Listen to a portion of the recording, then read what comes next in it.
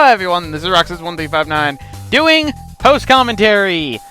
I know I have a lot of videos that actually do have post-commentary, but let it be known, I actually do not like doing post-commentary in the slightest.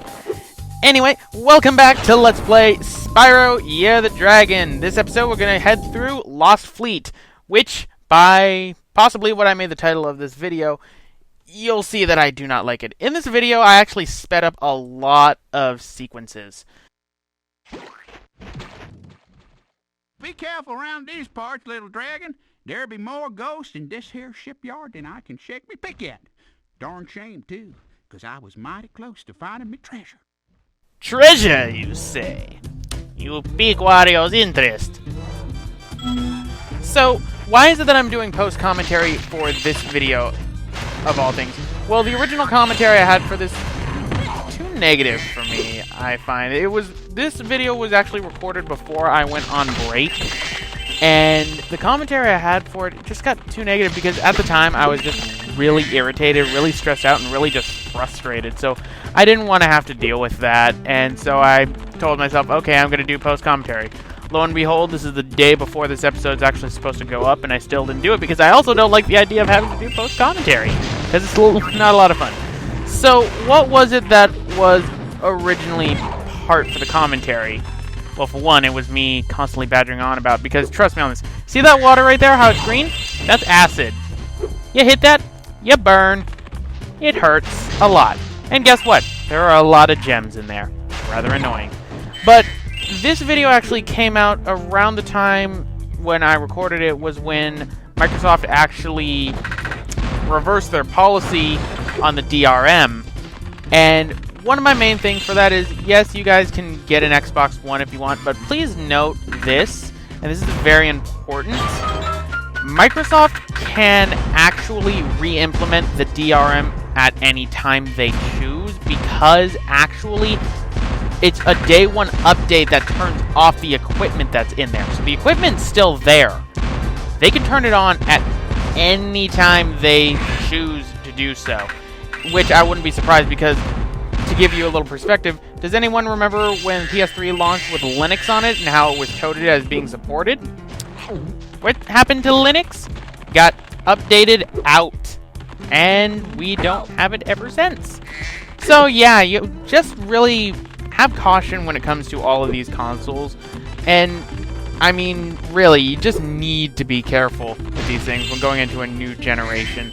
And this is sort of the same way with other things. You need to be a savvy consumer, basically.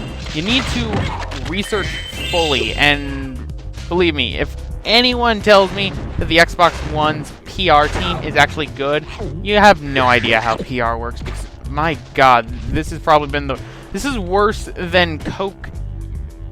What was it? New Coke back in the 80s.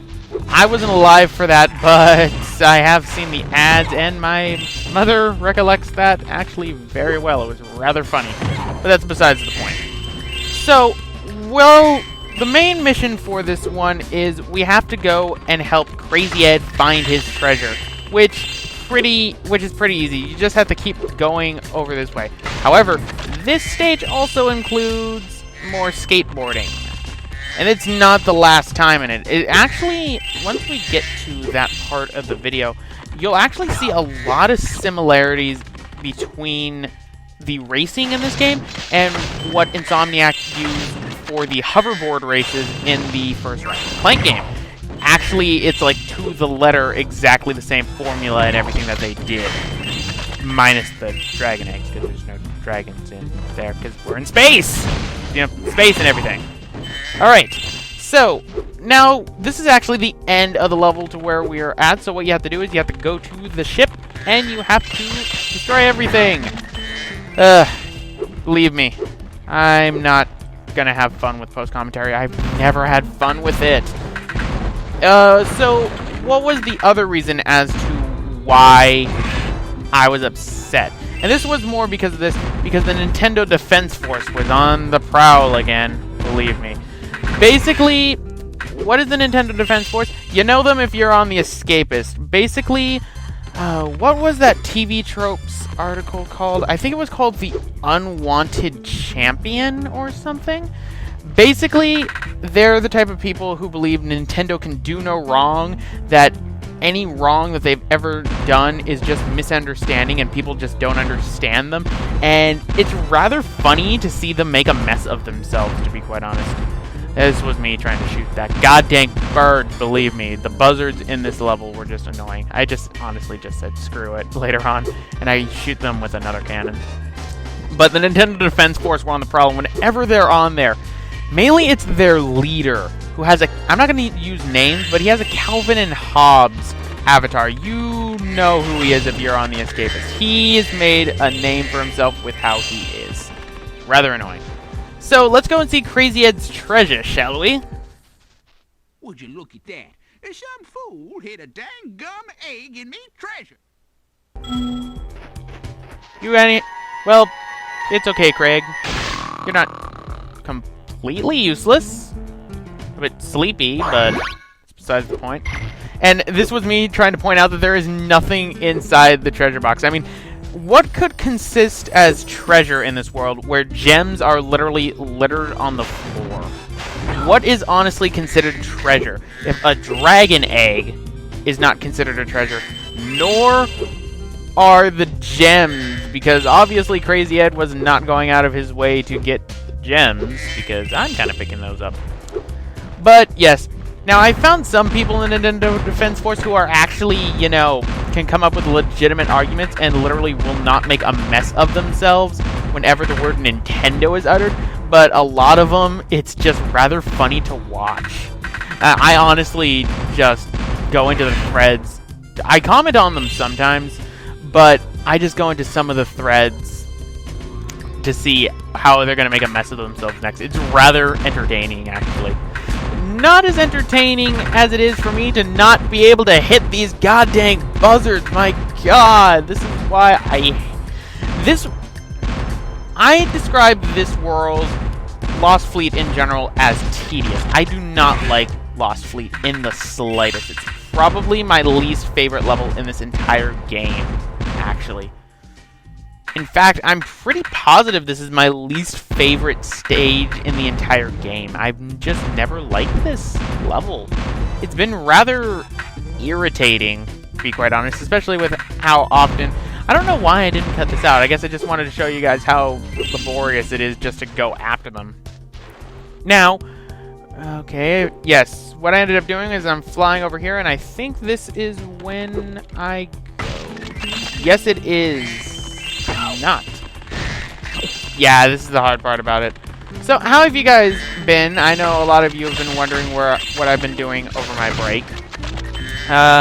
Ironically, I didn't play through Wind Waker like I had originally planned to. Because I see this...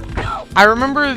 Because I've been frequenting the Escapist forums more, and I've been going out of the forum game section, because that's usually the only place I usually end up staying in nowadays, because of people like the Nintendo Defense Force, who just irritate me to no end. And let it be known, I don't have anything against Nintendo. But I will say this.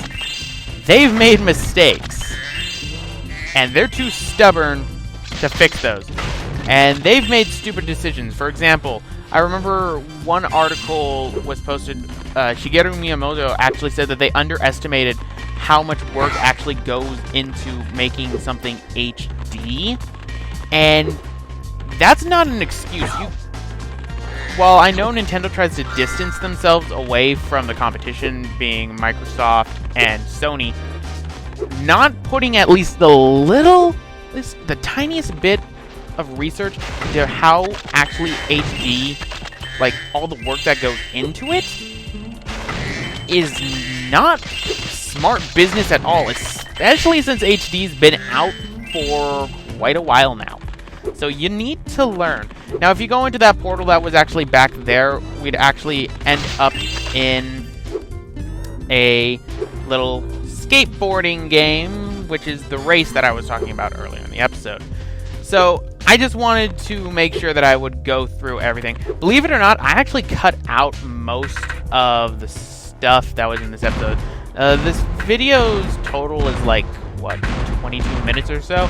This entire recording was probably 46 minutes or so.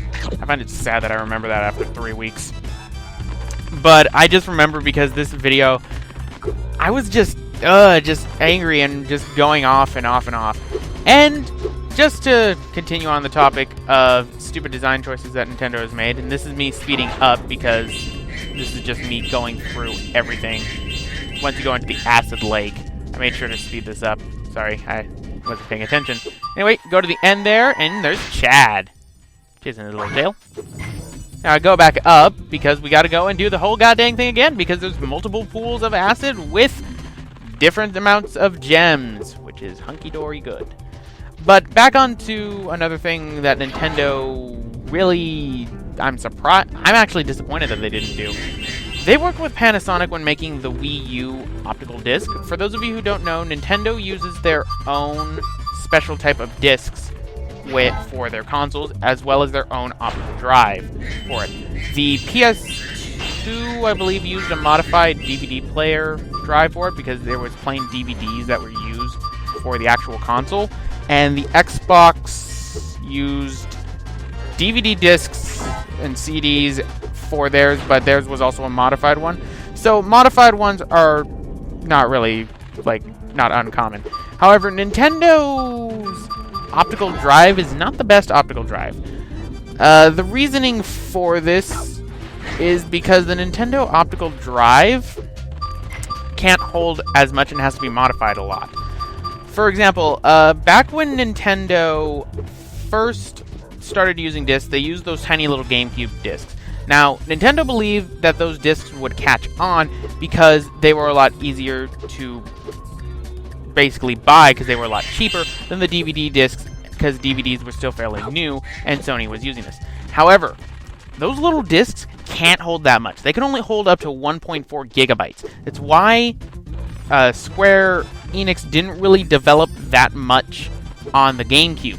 It's because those discs could not hold really anything at all. And then once you go into the Wii optical disc could only hold up to 4.7 gigabytes. That's the amount that could be held on a PS2 disc, because that's how much a maximum for a DVD can hold.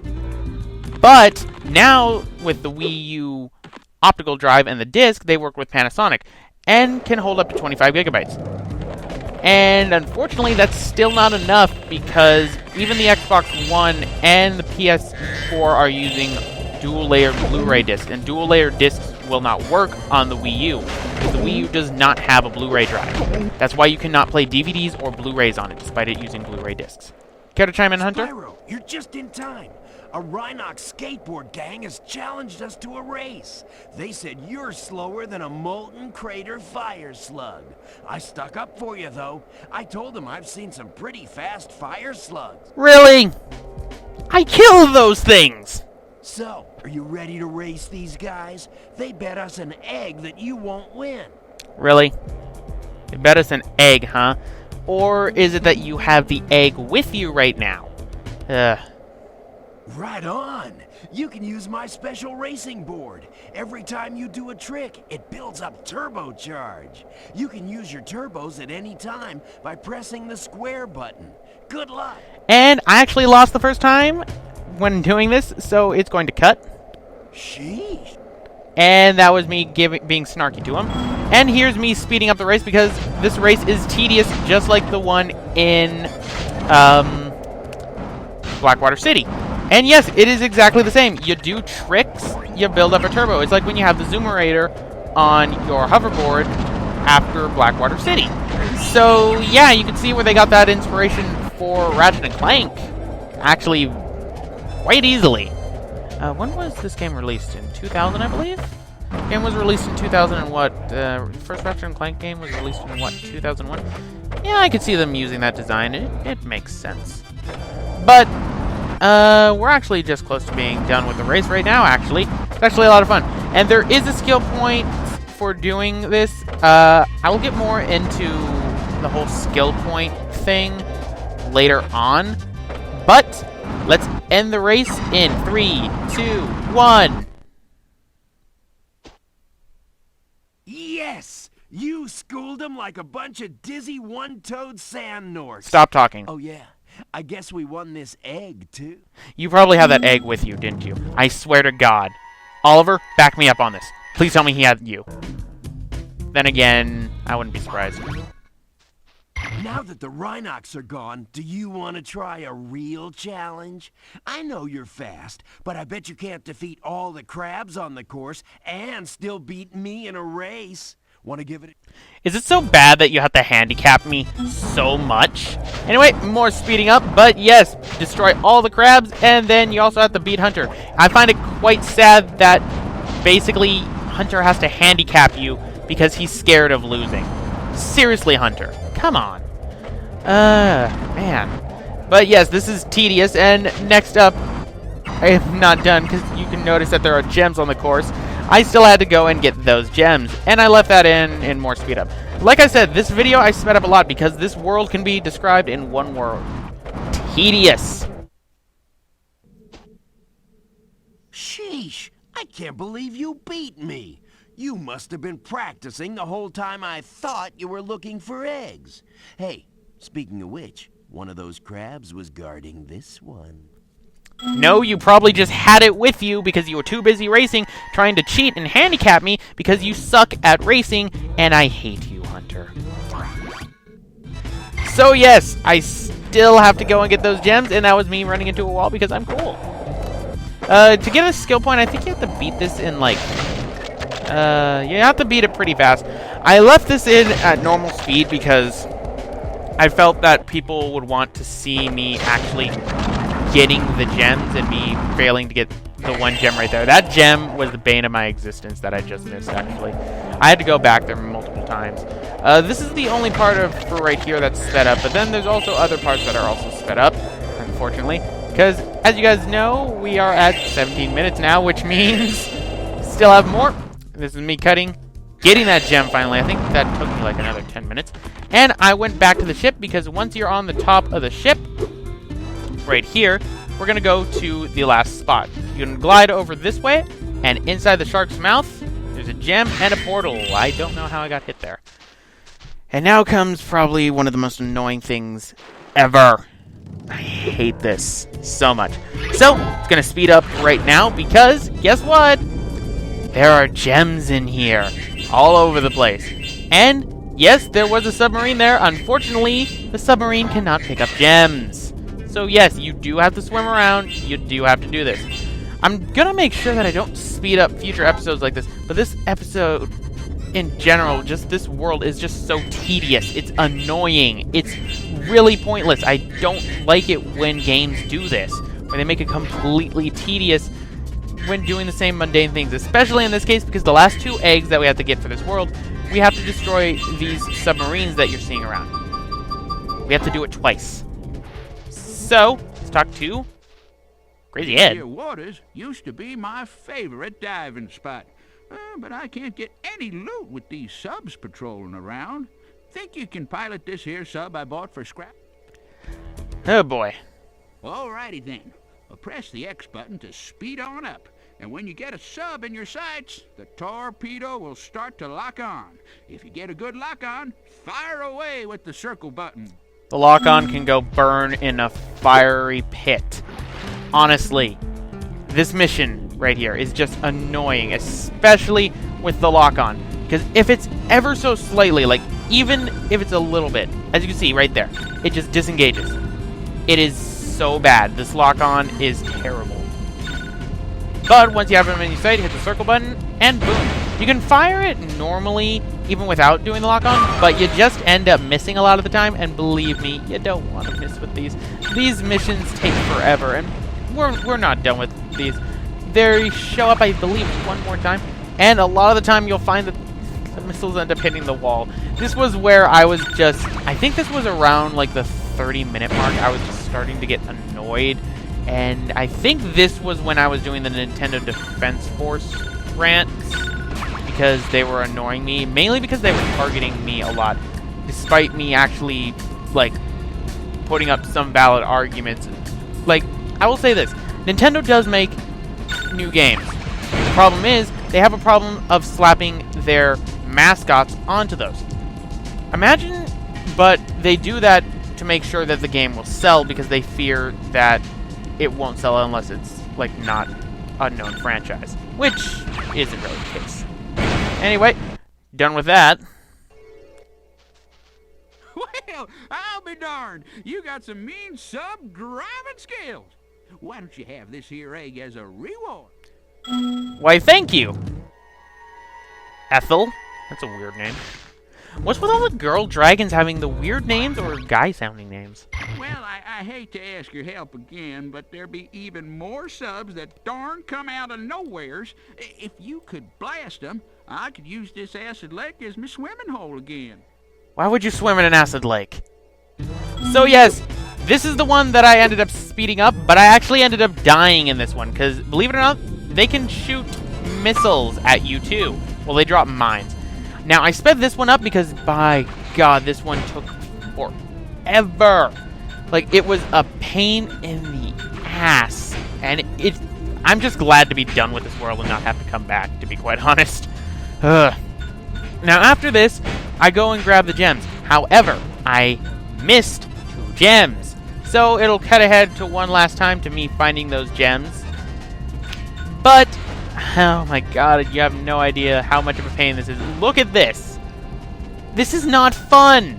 This is just annoying, especially with the terrible lock-on system because it's too slow for how fast the subs are going and with how they bob and weave. It's annoying, especially when you have to deal with like that one sub that's left. Because I could never seem to catch up, and whenever you like cut them off, they just turn around, and then usually you get screwed over. I got lucky right there that it didn't hit a wall. Usually get screwed over, but managed to destroy them all. Thank goodness. Woo-hoo! At last, the acid lake is safe for swimming again. I wish I could reward you better, but all I got's left is this here other egg. Maybe there'll be something better in this one. I'm still raising the question as what is considered treasure in this world? Dolorius, do you know? Again, another girl dragon. But what considers treasure in this world? I mean, treasure is literally sitting on the ground, but no one picks it up. Anyway, I wonder if I kept it in the part where I ended up going into my Atlas, and I saw it, and I actually ended up screaming during that because I was tired. But it's going to cut ahead right now to me finding those gems. And they were right here, of all places. So there you go. That is Lost Fleet, done 100%. So anyway, guys, going to end it off right here. Roxas1359, and I'll see you guys next time.